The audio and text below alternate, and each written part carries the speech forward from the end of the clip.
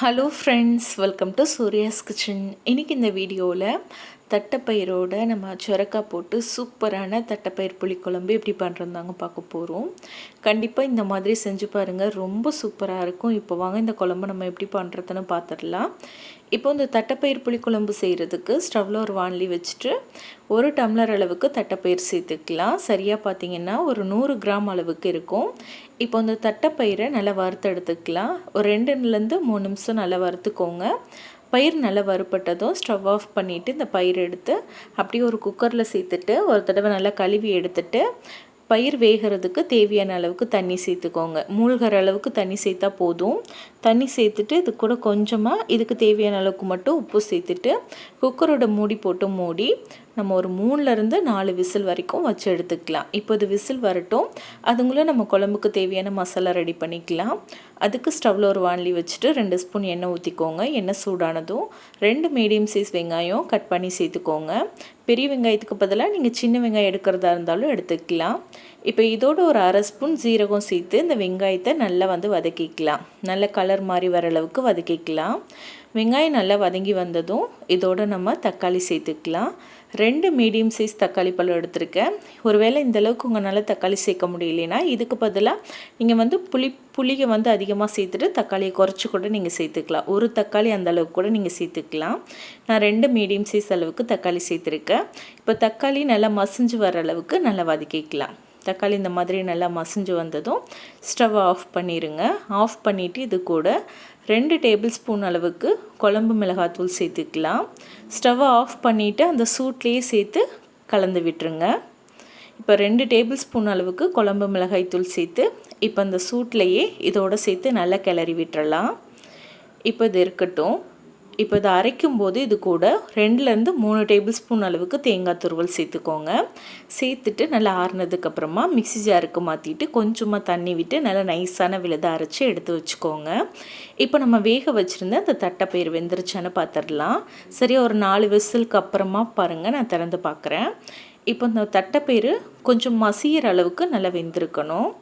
ரொம்பவும் குழஞ்சிடக்கூடாது, அதே மாதிரி வேகாமையும் இருக்கக்கூடாது. இந்த மாதிரி மசிகிற அளவுக்கு வேக வச்சு எடுத்துக்கோங்க. இப்போ அந்த தட்டைப்பயிரோடு சேர்க்குறதுக்கு நான் சுரக்காய் எடுத்திருக்கேன். சுரக்காய் தட்டைப்பயிரோடு நம்ம சேர்க்கும் போது அதோட காம்பினேஷன் ரொம்ப சூப்பராக இருக்கும். இப்போ இந்த சுரக்காயில் நான் பாதி அளவுக்கு எடுத்திருக்கேன். 100 கிராம் தட்டைப்பயிருக்கு பாதி அளவுக்கு சுரக்காயே போதும். இப்போ இதை நல்லா கழுவிட்டு தோல் சீவிட்டு இதை நம்ம கட் பண்ணி எடுத்துக்கலாம். 100 கிராம் தட்டைப்பயிறு ஒரு பாதி அளவுக்கு சுரக்காய் போடும்போது ஒரு 5 பேர் தாராளமாக சாப்பிடக்கூடிய அளவுக்கு நம்மளுக்கு குழம்பு கிடைக்கும். இப்போ இந்த சுரக்காயை நல்லா தோல் சீவிட்டு இதை நம்ம கட் பண்ணி எடுத்துக்கலாம். சுரக்காய் நல்லா பிஞ்சு சுரக்காயாக இருக்கிறதுனால உள்ளே இருக்க விதையை நான் எடுக்கலை, அப்படியே சேர்த்துக்கலாம். கொஞ்சம் பெருசாகவே நம்ம கட் பண்ணிக்கலாம். குழம்புல சேர்க்கும்போது சுரக்காய் குழஞ்சு போயிடும். அதனால் இந்த மாதிரி கொஞ்சம் பெரிய பெரிய துண்டாகவே நம்ம கட் பண்ணி எடுத்துக்கலாம். இப்போ சுரக்காய் கட் பண்ணி எடுத்து வச்சாச்சு. இப்போ நம்ம ஸ்டவ்வில் ஒரு சின்ன குக்கர் வச்சுக்கலாம். குக்கர் நல்லா சூடானதும் 2 டேபிள் ஸ்பூன் அளவுக்கு எண்ணெய் சேர்த்துக்கலாம். எண்ணெய் நல்லா சூடானதும் இது கூட 1 டீஸ்பூன் அளவுக்கு கடுகு உளுந்தம் பருப்பு சேர்த்துக்கலாம். இப்போ இந்த கடுகு நல்லா பொரிஞ்சு வரட்டும். இப்போது கடுகு நல்லா பொரிஞ்சு வந்ததும் இது கூட ஒரு 5-6 சின்ன வெங்காயம் நல்லா பொடியாக கட் பண்ணி சேர்த்துக்கலாம் தாளிக்கிறதுக்காக. இது ஆப்ஷனல் தான். வேணும்னா நீங்கள் இந்த மாதிரி வெங்காயத்தை தாளிச்சுக்கோங்க. இல்லைன்னா வெறும் எண்ணெய், கடுகு, கருவேப்பிலை மட்டும் போட்டு நீங்கள் தாளிச்சிக்கலாம். அது உங்களோட விருப்பம்தான். இப்போ வெங்காயம் சேர்த்து நல்லா வெங்காயம் கலர் மாறி வர அளவுக்கு நல்லா வதக்கி விட்டுருங்க. அதுக்கப்புறமா நம்ம கட் பண்ணி எடுத்து வச்சுருக்க அந்த சுரக்காயை நம்ம உள்ளே சேர்த்துடலாம். சுரக்காயை சேர்த்துட்டு இதை நல்லா நம்ம வதக்கி விட்டுடலாம். சுரக்காய் கொஞ்சம் நல்லா வதங்கணும். எண்ணெயிலேயே ஒரு 2 நிமிஷத்துக்கு நல்லா வதக்கி விட்டுருங்க. சுரக்காய்க்கு பதிலாக நீங்கள் முருங்கைக்காய், கத்திரிக்காய், உருளைக்கிழங்கு இதெல்லாம் கூட நீங்கள் தட்டைப்பயிர் கூட நீங்கள் சேர்த்துக்கலாம். பட் ஆனால் சுரக்காய் தான் ரொம்ப சூப்பராக இருக்கும் தட்டைப்பயிருக்கு. இப்போ இது கூட ஒரு 1/4 டீஸ்பூன் அளவுக்கு மஞ்சத்தூள், 1/2 டீஸ்பூன் அளவுக்கு தனி மிளகாய்த்தூள் சேர்த்துக்கிறேன். நம்ம ஏற்கனவே வதக்கி அரைக்கும் போது குழம்பு மிளகாய்த்தூள் சேர்த்துருக்கோம். அதனால் தனி மிளகாய்த்தூள் கொஞ்சமாக மட்டும் சேர்த்துக்கோங்க. இதுவும் ஆப்ஷனல் தான். இல்லை வெறும் குழம்பு மிளகாய்த்தூள் மட்டும் நீங்கள் சேர்த்து செய்கிறதா இருந்தாலும் செஞ்சுக்கலாம். தேவையான அளவுக்கு உப்பும் சேர்த்துக்கோங்க. சேர்த்துட்டு நல்லா கிளறி விட்டுட்டு நம்ம அரைச்சி வச்சுருக்க மசாலா விழுதை சேர்த்துடலாம். நம்ம வெங்காயம், தேங்காய், தக்காளி, அதுக்கப்புறமா குழம்பு மிளகாய் தூள்லாம் சேர்த்து வதக்கி அரைச்சி வச்சுருக்கேன். அதை வந்து நம்ம இதில் சேர்த்துடலாம்.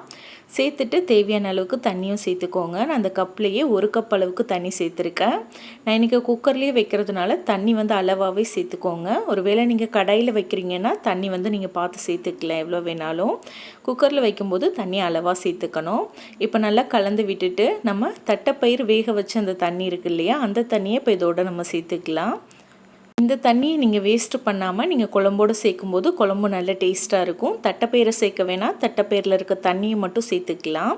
அதுக்கப்புறமா நம்ம கலந்து விட்டுட்டு தண்ணி தேவைப்பட்டால் நம்ம தண்ணி சேர்த்துக்கலாம். இப்போ இதை நல்லா கலந்து விட்டாச்சு. இப்போ நம்மளுக்கு அந்த சுரக்காய் வெந்து வரணும். அதே மாதிரி மிளகாய்த்தூளுடைய பச்சை வாசனை போகணும்.